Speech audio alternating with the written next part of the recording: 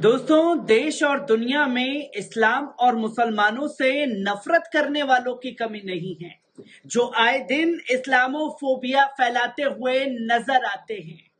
पर जो कट्टर लोग इस्लाम और मुसलमानों का विरोध करते हुए दिखाई दे रहे थे, उन्हीं में से एक नाम आता है ऑस्ट्रेलिया के शर्मन बग्स का, जो लगातार इस्लाम विरोधी टिप्पणियां करते रहते थे, मस्जिदों के बाहर जाकर के तांडव करते हुए दिखाई देते थे और आए दिन न जाने इस्लाम को अपमानजनक शब्दों से कहते हुए नहीं थकते थे।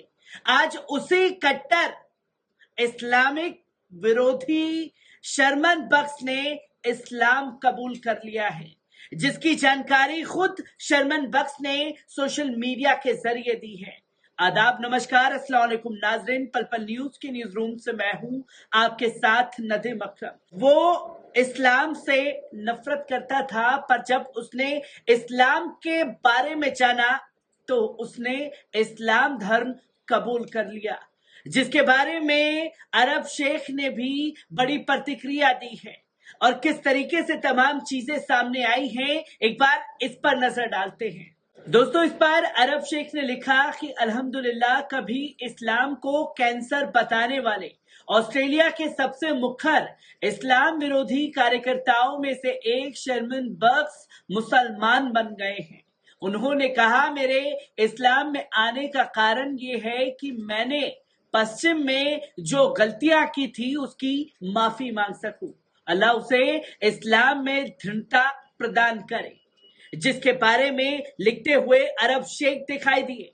तो वहीं आपको बता दें कि ऑस्ट्रेलिया के सबसे मुखर इस्लामोफोब में से एक ने इस्लाम को अपना लिया है, ये कहते हुए कि ये पश्चिम पतन के हमले के खिलाफ एकमात्र आशा है। शर्मन बग्स पिछले एक दशक में दूर दराज समूह United patriots front, reclaim Australia और ऑस्ट्रेलियन डिफेंस लीग में अपनी भूमिका के लिए एक राष्ट्रीय व्यक्ति बन गए। लेकिन अपने इंस्टाग्राम अकाउंट पर उन्होंने एक वीडियो पोस्ट किया, जिसमें कहा गया है कि ईसाई धर्म पश्चिम को विफल कर चुका है, जबकि इस्लाम अभी भी पारंपरिक मूल्यों के लिए खड़ा हुआ है।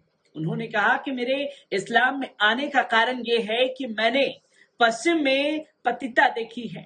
मुझे बड़े पैमाने पर शराब, नशीली दवाओं का सेवन, आसपास सोना पसंद नहीं है।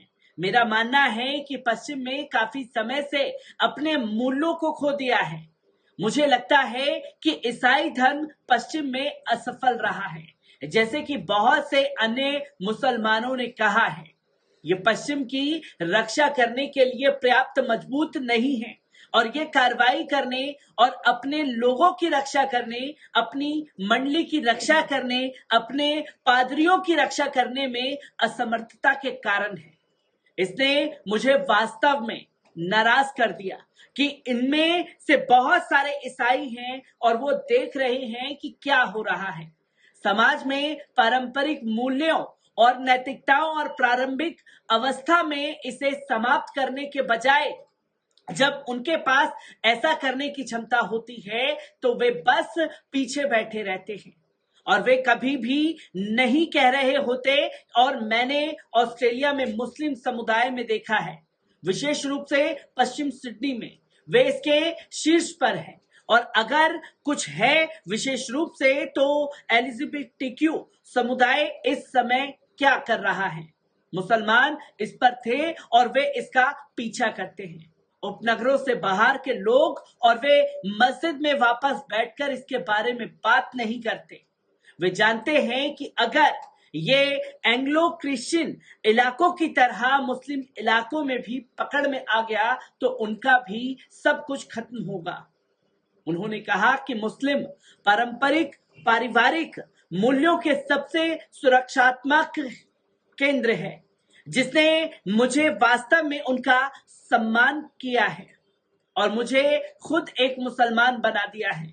मुझे यह तथ्य पसंद है कि इस्लाम में आध्यात्मिक आधार है, इस्लाम में मन की शांति है, इस्लाम में ये सभी महान हैं।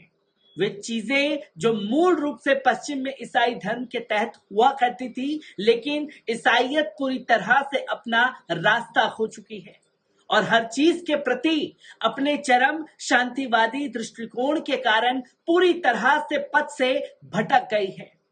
ये आधुनिक दुनिया को समायोजित करने के लिए अपनी सभी शिक्षाओं पर चीनी की परत चढ़ाती है, जिसने मुझे ये देखकर बहुत बीमार कर दिया है। और मैंने देखा है कि इस्लाम है ये नहीं कह रहा हूं, और मैंने इस वजह से इस्लाम में शोध करना शुरू किया और मुझे विश्वास से प्यार हो गया, क्योंकि ये कितना मजबूत और जुड़ा हुआ लगता है और ये कैसे अपनी देखभाल करता है और ये चीजों के लिए कैसे खड़ा होता है, जबकि इतने सारे धर्म अब और नहीं करते हैं। ये ऐसा है जैसे उन्होंने आधुनिक दुनिया की पतनशीलता को अभी अभी अपनाया हो। ये बीमार करने वाला है। अतीत में शिरमिन ने इस्लाम और मुसलमानों की तुलना एक कैंसर से की थी और नव नमाजियों के साथ दर्जनों विरोध प्रदर्शन आयोजित किए थे। ये हमारी सरकारों के खिलाफ हमला नहीं है, ये हम लोगों के खिलाफ हमला है। उन्होंने एक बार इस्लाम के बारे में कहा था, वे मुस्लिम पहले से ही देश में अपराध के आंकड़ों में अत्यधिक प्रतिनिधित्व कर रहे हैं, इसलिए हमें ये देखना होगा कि क्या ये वही है जो हम अब उनमें से 5 लाख के साथ प्राप्त कर रहे हैं। कल्पना करें कि जब हम 1 मिलियन का आंकड़ा छूते हैं, हम बैठने का जोखिम नहीं उठा सकते। यहां तब तक है जब तक कि समस्या बेकाबू ना हो जाए और हम पर काबू ना पा सके। जब आप कैंसर का पता लगाते हैं तो आप उस पर सीधे हमला करते हैं, आप उसे बढ़ने नहीं देते। बगेस न्यू साउथ वेल्स के एक पूर्व परिषद कार्यकर्ता भी हैं, जिन्होंने 2015 में बैंको विक्टोरिया में एक मस्जिद के निर्माण के खिलाफ इस्लाम विरोधी अभियान चलाया था। एबीसी न्यूज के अनुसार वे मेटल बैंड यूरेका ब्रिगेड के सदस्य भी हैं, जिसने हिंसक मुस्लिम विरोधी गीत पाउडर पेट्रोल लिखा था। गीत में मस्जिदों को जलाने की वकालत की गई थी और इसमें मस्जिदों पर ऐसे नामक एक गीत भी लिखा था। इस पर एक ने लिखा कि जब भी कोई आदमी इस्लाम कबूल करता है तो पैगंबर शांति और आशीर्वाद उस पर हो, उसे प्रार्थना सिखाते थे। फिर हजरत मोहम्मद सल्लल्लाहु अलैहि वसल्लम ने उन्हें इन शब्दों के साथ प्रार्थना करने का निर्देश दिया, हे अल्लाह, मुझे माफ कर दो, मुझ पर दया करो, मेरा मार्गदर्शन करो, मुझे स्वास्थ्य प्रदान करो और मुझे प्रावधान प्रदान करो। ये किसी और के अल्फाज नहीं बल्कि कट्टर मुस्लिम विरोधी चेहरे शर्मन बख्श के हैं, जो इस्लाम को कैंसर बता रहे थे और जब उसका शोध किया, उसके बारे में जाना, तो खुद को सबसे करीब इस्लाम के पाया और इसके बाद उन्होंने इस्लाम कबूल कर लिया।